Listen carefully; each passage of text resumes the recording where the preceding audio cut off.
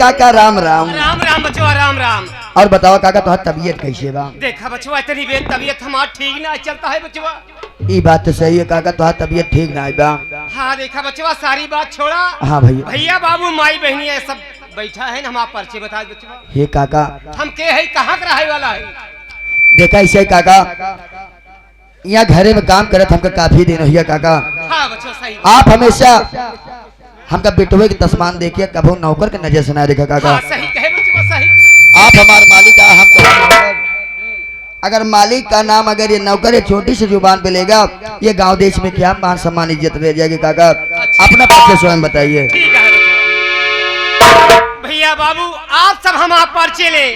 आप सब हमारा परिचय ले। हम के है और कहाँ के रहे वाला है बाबू? जिला उज्जैन गांव सभा बेलापुर के रहे वाला है। जिला उज्जैन गांव सभा बेलापुर के रहे वाला है। हमारा नाम है राम गरीब किसान। आज 20 वर्ष के बाद बतावत है हमार पत्नी सावित्री देवी 2 लड़का जन्म दे के भगवान के प्यारे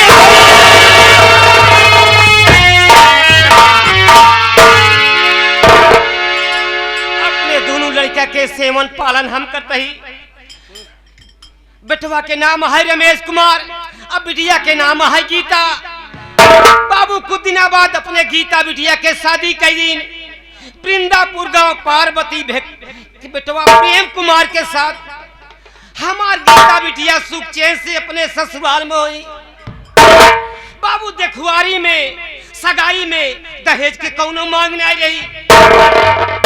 पार्वती भक्ति जब हमारे दुआरे बारात लेके आई सवेरे बिटिया हमार जब डोली में चढ़ के अपने ससुराल जाए लगा। पार्वती भक्ति का दिन राम गरीब अगर अपने बिटिया के आने तो 20,000 रुपया दे।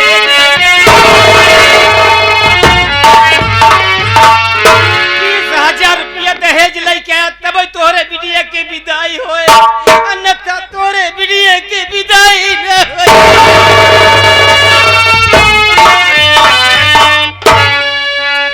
बाबू हम कहाँ पाई 20,000 रुपया? कहाँ पाई 20,000 रुपया कि अपने गीता बिटिया के जाए यार के।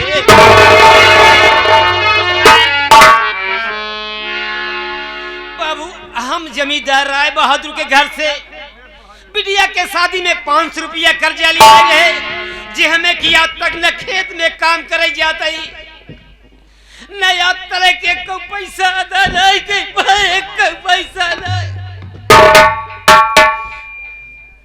रमेश बेटवा खेत में काम करे गए हैं। रमेश बेटवा खेत में काम करे जाता है वहां से वापस लौटे लागत हमारे खातिर केवल 2 खुराक दवाई लेता है बचवा।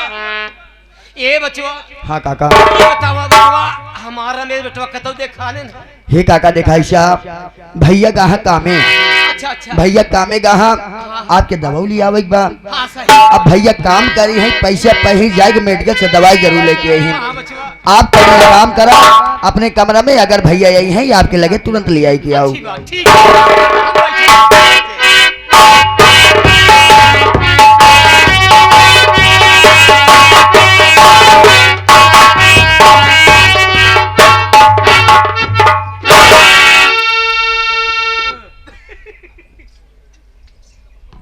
बाबूजी के चरणों में बेटा रमेश का प्रणाम स्वीकार हो।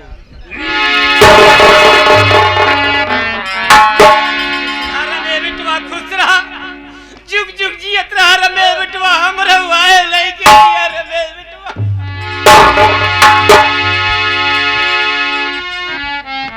लेकिन बाबूजी कहा हूँ कि आपका चेहरा उदास है आप गमगीन बैठे हो। नहीं रमेश बेटवा ऐसा कौनो बात नहीं। मैं आपसे कुछ कहना और जानना चाहता हूँ बाबूजी। बोला रमेश बेटवा बैठ क्या जाइए कहे? बाबू। ठीक है रमेश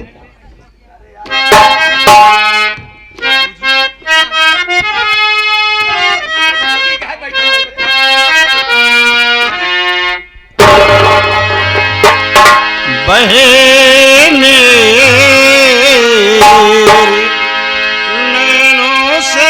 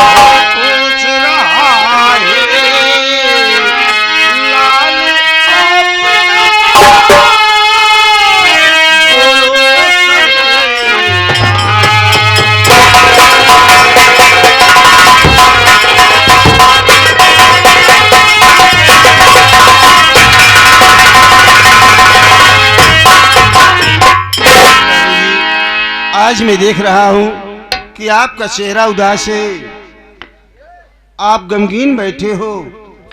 आखिर बात क्या है बाबूजी? रमेश बिटवा जाने चाहते सुने रमेश बिटवा बतावत है। बोलिए बाबूजी।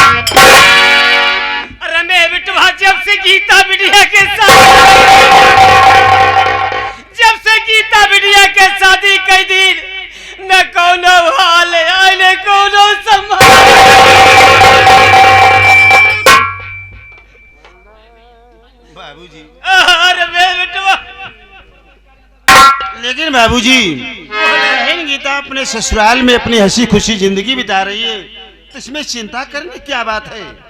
बताइए बाबूजी। हम एक रात छुपाए हैं, बताओ नहीं चाहते रमेश बिटवा। आखिर कौन सा राज छिपाए थे बाबूजी? जाने चाहते सुने रमेश बिटवा बताओ सही। देखा रमेश बिटवा देखुआ सगाई में दहेज के कौनो मांग नहीं रही। पार्वती भक्तिन जब अपने दुआरे बरात लेके आए, सवेरे गीता बिटिया डोली में चढ़ी के अपने ससुराल जाए लगी। पार्वती भक्तिन कहती ए राम गरीब, अगर अपने बिटिया की नहीं है तो 20,000 रुपया दहेज लेके आया, अन्यथा आपस सकल हमारे दुआरे देखा।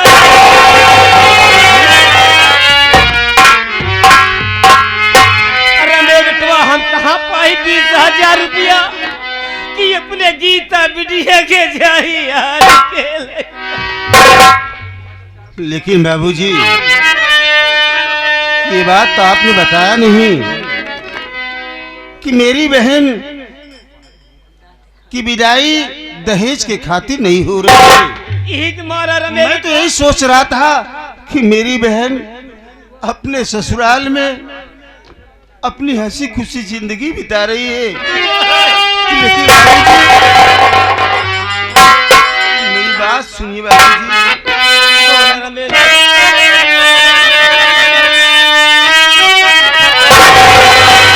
अरे बहावो नहीं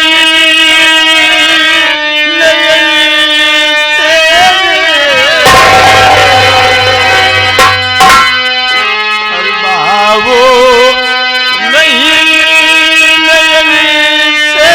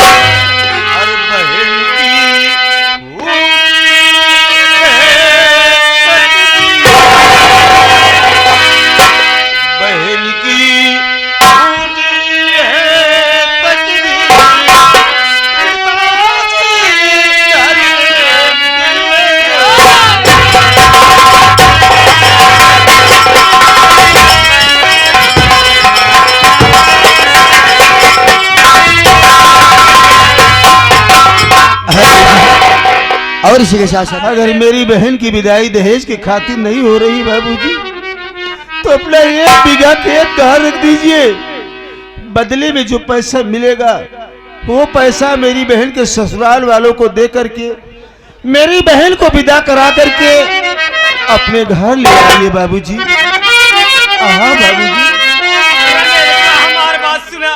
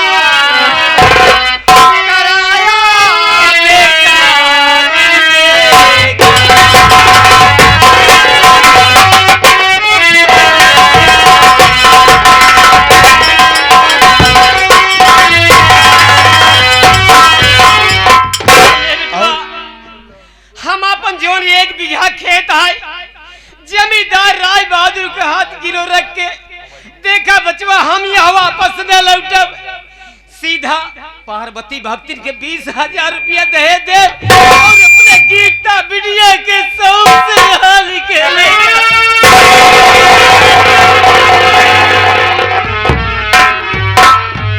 बाबूजी, मेरी बहन गीता को लिवा करके तभी आइएगा बाबूजी। ठीक है रे मेरे बेटवा। ये बताओ हमारे खातिर दवाई ले आए हैं, लइवा इसे खा ले आराम हो जाए रास्तों में जात के। बाबूजी, न तो मुझे कहीं पैसा मिला और न ही मुझे काम मिला। अरे मेरे बेटवा, जब पैसा नहीं है तो दवाई कहाँ से मिली बचवा का?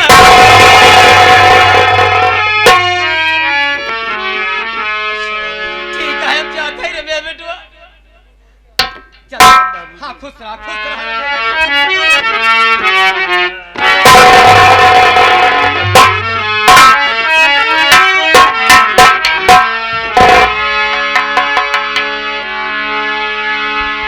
देखा हरीश भाई। हाँ भैया। अगर आज मैं बाबूजी से जिद नहीं किया होता, हाँ भैया, तो ये राज ही रहता। ये बात तो सही भैया। बाबूजी कभी मुझसे बताते नहीं कि मेरी बहन की विदाई दहेज के खातिर नहीं हो रही है। हाँ भैया, मैं तो यही सोच रहा था कि मेरी बहन अपने ससुराल में अपनी हंसी खुशी जिंदगी बिता रही है। हाँ भैया, खैर कोई बात नहीं। बाबूजी गए हैं बाबू साहब के यहाँ, अपना 1 बीघा खेत धार रखेंगे। उसके बाद जो पैसा मिलेगा वो पैसा ले जाकर के मेरी बहन के ससुराल वालों को दे करके मेरी बहन को लिवा करके आएंगे। तब तक चलो हम और तुम घर का सारा काम देखते हैं। कुछ धंधा कैले ओकरे बाद भैया कुछ खाए पिए व्यवस्था कैली है जाए।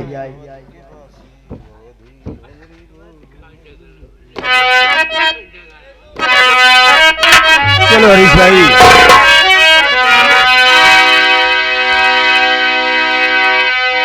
हरीश भाई चलो हम और तुम घर का काम देखते हैं। हाँ भैया,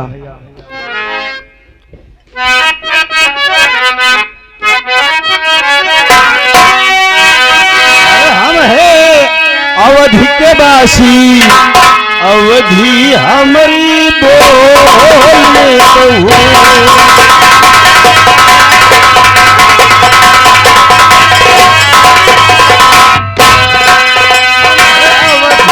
अवधि अवधि हमारी बोल में कहूँ।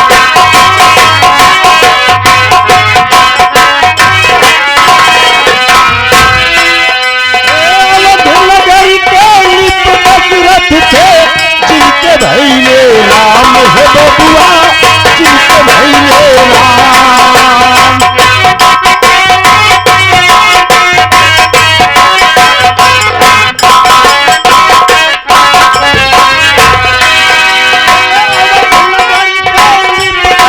जिनके भैले राम है बबुआ, जिनके भैले राम।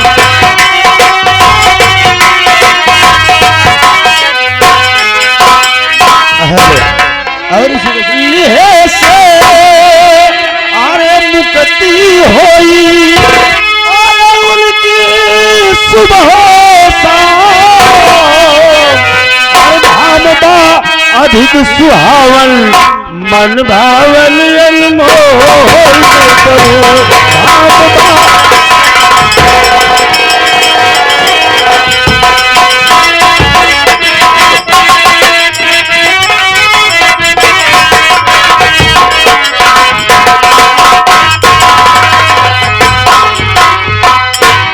ये आगे हमारे मन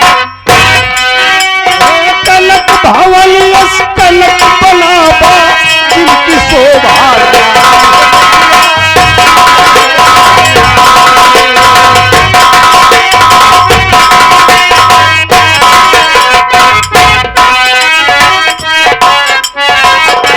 कनक भवन यस कनक बनावा जिनकी शोभा न्यारी है बबुआ, जिनकी शोभा न्यारी।